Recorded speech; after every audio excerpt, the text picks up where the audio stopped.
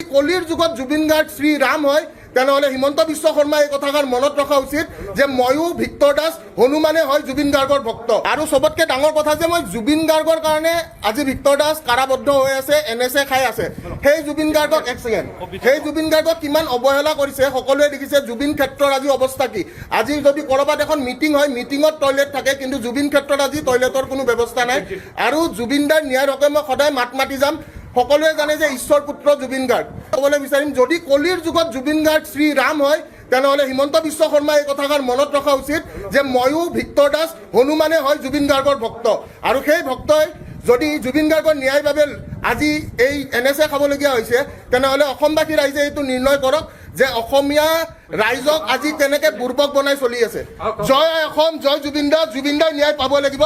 আজিৰ ডেটত বোলে লাচিত ঘাটত চাৰ্কাছ কালি বোলে মৰাণত চাৰ্কাছ দেখাই কিনে কি বুজাব বিচাৰিছে অসমে দিছে চেণ্ট্ৰেলক চেণ্ট্ৰেলে অসমক একো দিয়া নাই আজি অসম এটা ষ্ট্ৰেটেজিক পইণ্ট হয় কাৰণে আমাৰ তাতে ইমান টকা খৰচ কৰি ELF বনাইছে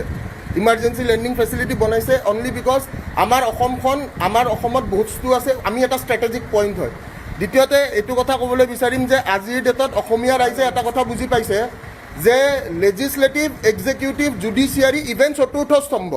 সকলোকে যদি কণ্ট্ৰল কৰি আছে অকল এজন হিটলাৰে কৰি আছে আৰু সেইখিনি বস্তু সকলোৱে বুজি পোৱাটো উচিত কলিৰ যুগত জুবিন গাৰ্গ শ্ৰী ৰাম হয় তেনেহলে হিমন্ত বিশ্ব শৰ্মাই এই কথাষাৰ মনত ৰখা উচিত যে ময়ো ভিক্টৰ দাস হনুমানে হয় জুবিন গাৰ্গৰ ভক্ত আৰু সবতকে ডাঙৰ কথা যে মই জুবিন গাৰ্গৰ কাৰণে আজি ভিক্টৰ দাস কাৰাবদ্ধ হৈ আছে এনএছএ খাই আছে সেই জুবিন গাৰ্গক এক সেকেন্ড সেই জুবিন গাৰ্গক কিমান অৱহেলা কৰিছে সকলোৱে দেখিছে জুবিন ক্ষেত্ৰৰ আজি অৱস্থা কি আজি যদি কৰবাত এখন মিটিং হয় মিটিঙত টয়লেট থাকে কিন্তু জুবিন ক্ষেত্ৰত আজি টয়লেটৰ কোনো ব্যৱস্থা নাই আৰু জুবিন দাৰ ন্যায়ৰ হকে মই সদায় মাতি যাম সকলোৱে জানে যে ঈশ্বৰ পুত্ৰ জুবিন গাৰ্গ ক'বলৈ বিচাৰিম যদি কলিৰ যুগত জুবিন গাৰ্গ শ্ৰী ৰাম হয় তেনেহলে হিমন্ত বিশ্ব শৰ্মাই এই কথাষাৰ মনত ৰখা উচিত যে ময়ো ভিক্টৰ দাস হনুমানে হয় জুবিন গাৰ্গৰ ভক্ত আৰু সেই ভক্তই যদি জুবিন গাৰ্গৰ ন্যায়ৰ বাবে আজি এই এনএছএ খাবলগীয়া হৈছে তেনেহলে অসমবাসী ৰাইজে এইটো নিৰ্ণয় কৰক যে অসমীয়া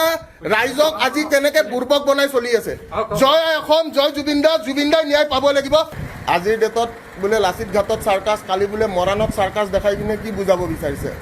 অসমে দিছে চেণ্ট্ৰেলক চেণ্ট্ৰেলে অসমক একো দিয়া নাই আজি অসম এটা ষ্ট্ৰেটেজিক পইণ্ট হয় কাৰণে আমাৰ তাতে ইমান টকা খৰচ কৰি ELF বনাইছে ইমাৰ্জেঞ্চি লেণ্ডিং ফেচিলিটি বনাইছে অনলি বিকজ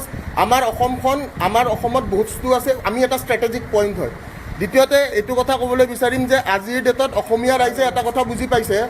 যে লেজিছলেটিভ এক্সিকিউটিভ জুডিচিয়াৰী ইভেন চতুৰ্থ স্তম্ভ সকলোকে যদি কণ্ট্ৰল কৰি আছে অকল এজন হিটলাৰে কৰি আছে আৰু সেইখিনি বস্তু সকলোৱে বুজি পোৱাটো উচিত